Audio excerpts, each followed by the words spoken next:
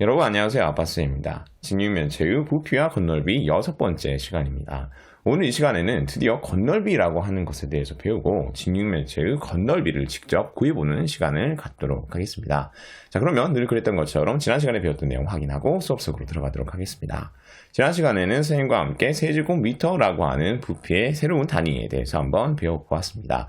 1세제곱미터라고 하는 것은 한 모서리의 길이가 1m인 정육면체의 부피를 의미하는 것이었죠. 그리고 이 세제곱미터는 부피가 너무 커서 세제곱센티미터로 나타내기 불편할 때 사용을 했습니다. 그리고 1세제곱미터는 100만 세제곱센티미터와 같은 크기였었습니다. 자, 그러면 오늘 수업 속으로 들어가 보도록 하겠습니다. 교과서 126쪽이네요. 직육면체의 건널비를 구하는 방법을 알아볼까요?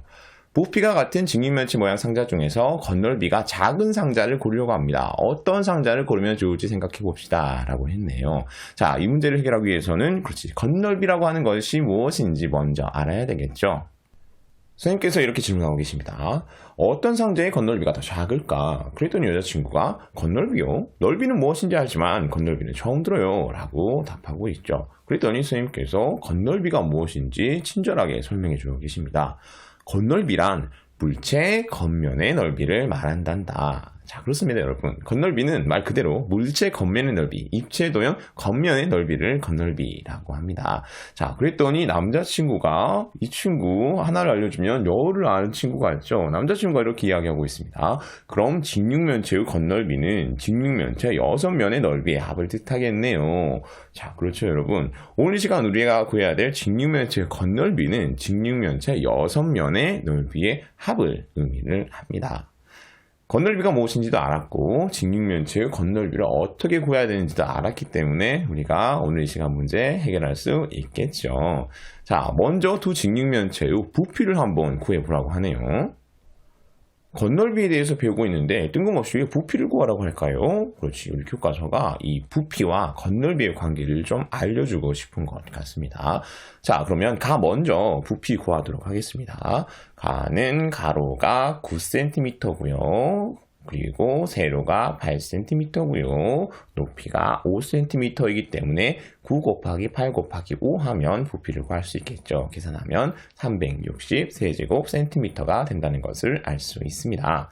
다음 나의 부피 구하도록 하겠습니다. 나는 가로가 6cm이고요. 세로가 6cm이고 높이가 10cm이기 때문에 6 곱하기 6 곱하기 10 하면 부피를 구할 수 있겠죠. 계산하면 360 세제곱센티미터가 되겠습니다. 자, 이렇게 부피를 구했더니 가와 나의 부피는 어때요? 그렇죠, 같다라는 것을 알 수 있죠.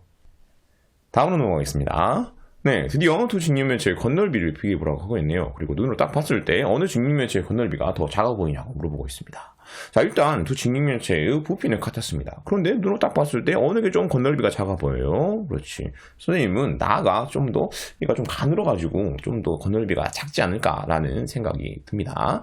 자, 그러면 다음 쪽으로 넘어가도록 하겠습니다. 직육면체 가의 건널비를 여러 가지 방법으로 구해봅시다 라고 하고 있네요. 방금 전에 직육면체 가나 두 가지를 보았는데요. 오늘 이 시간에는 선생님과 함께 직육면체 가의 건널비를 한번 구해보도록 하겠습니다. 그리고 직육면체의 건널비를 구하는 여러 가지 방법에 대해서도 이야기해 보도록 하겠습니다. 자, 일단 가의 겨냥도와 전개도가 있는데 전개도에 네모칸이 있죠. 자, 얼마가 들어가야 될까요? 그렇죠, 5cm가 들어가야 하겠죠. 자, 다음으로 넘어가겠습니다. 직면체 가의 건널비를 구하는 여러 가지 방법을 말해보세요 라고 하고 있네요. 자, 일단 남자친구가 친절하게 방금 전에 자기가 했던 말을 다시 한번 이야기해주고 있죠. 6면의 넓이를 각각 구해서 더해야겠어. 그래서 여러분, 직육면체의 건널비를 구하는 첫 번째 방법은 6면의 넓이를 각각 구해서 모두 더해주면 되겠습니다. 자, 면, 기역, 니은, 디귿, 리을, 미음, 비읍의 넓이를 구한 다음 다 더해주면 우리가 가장 간단하게 직육면체의 건널비를 구할 수 있는 것이겠죠. 다음으로 우리가 또 어떤 방법을 통해서 직육면체의 건널비를 구할 수 있을까요? 자, 여자친구가 힌트를 주고 있죠. 직육면체의 성질을 이용하면 조금 더 간편하게 구할 수 있을 것 같아. 자, 여기에서 여자친구가 이야기하는 직육면체의 성질. 자, 특히 직육면체의 면과 관련된 성질은 무엇일까요? 자, 그렇지. 직육면체는 합동의 면이 몇 쌍 존재한다? 그렇습니다. 3쌍 존재한다 라고 하는 성질을 갖고 있죠. 그래서 전개도에서 살펴보면 자, 면 기역과 비읍이 서로 합동입니다. 그리고 면 디귿과 미음이 서로 합동이죠. 그리고 면 니은과 리을 또한 서로 합동입니다. 그래서 합동의 면이 3쌍 존재하게 되는 것이죠. 그래서 이 성질을 이용하여서 직육면체의 건널비를 구해주면 세면의 넓이, 면 기역, 면 니은, 면 디귿의 넓이를 구해 각각 2배를 한 뒤에 더해주면 우리가 또 직육면체의 건널비를 구할 수 있겠죠. 식으로 나타내면 면 기역의 넓이 곱하기 2 더하기 면 니은의 넓이 곱하기 2 더하기 면 디귿의 넓이 곱하기 2가 되겠습니다. 그리고 만약 곱하기 2를 각각 해주는 것이 좀 귀찮다고 하면요. 세면의 넓이, 기역, 니은, 디귿의 합을 구한 다음에 거기에다가 2배를 해주어도 우리가 직육면체의 건널비를 구할 수도 있겠습니다. 자, 일단 면, 기역, 니은, 디귿의 넓이를 구한 다음에 여기에 곱하기 1 해주면 그렇지. 나머지 면, 리을, 미음, 비읍의 넓이도 구하게 되는 것이겠죠. 식으로 나타내 보면 면, 기역의 넓이 더하기, 니은의 넓이 더하기, 디귿의 넓이 더하기를 해준 다음에 여기에 곱하기 2를 해주면 되는 것입니다. 자, 또 우리가 어떤 방법을 통해서 직육면체의 건널비를 구할 수 있을까요?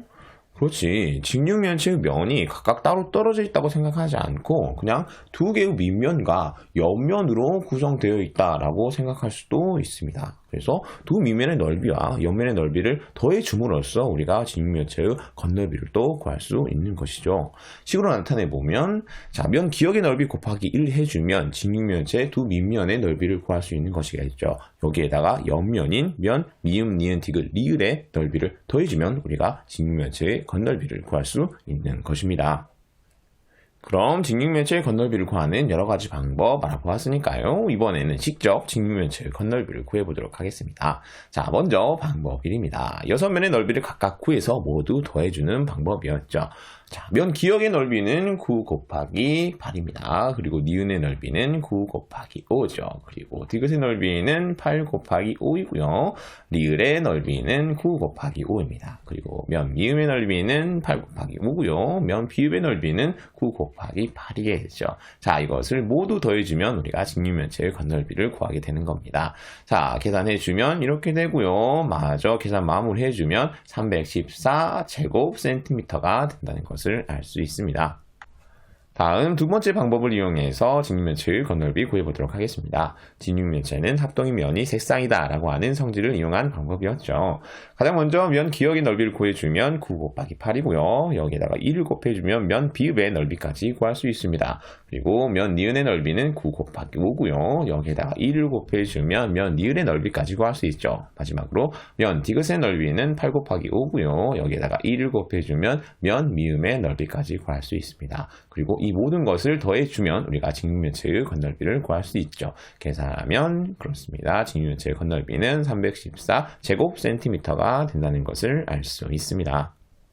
다음 세 번째 방법을 이용해서 직육면체의 건널비 구해보도록 하겠습니다. 두 번째 방법과 똑같은 성질을 이용하지만 계산하는 순서만 조금 달랐죠. 자, 먼저 면 기역의 넓이를 구하면 9 곱하기 8이고요. 다음 면 니은의 넓이는 9 곱하기 5입니다. 그리고 면 디귿의 넓이는 8 곱하기 5가 되겠죠. 자, 이것을 더한 다음에 곱하기 2를 해주면 우리가 직육면체의 건널비를 구할 수 있습니다. 계산하면 이렇게 되고요. 마저 계산하면 314 제곱센티미터가 된다는 것을 알 수 있죠.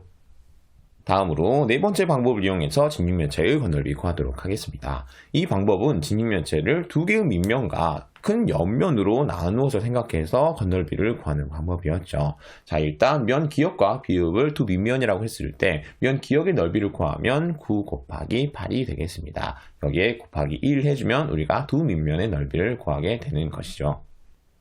여기에 옆면의 넓이를 더해주면 되는데 이 옆면을 하나의 큰 직사각형이라고 생각할 수 있습니다. 이 직사각형의 세로는 5cm이고요. 가로는 이렇게 되겠죠. 자, 가로를 더해주면 34cm가 된다는 것을 알 수 있습니다. 그래서 이 직육면체의 옆면의 넓이는 34 곱하기 5가 됩니다. 이 둘을 더해주면 직육면체의 건널비를 구할 수 있는 것이죠. 계산하면 이렇게 되고요. 마저 계산해주면 314 제곱센티미터가 이 직육면체의 건널비라는 것을 알 수 있습니다.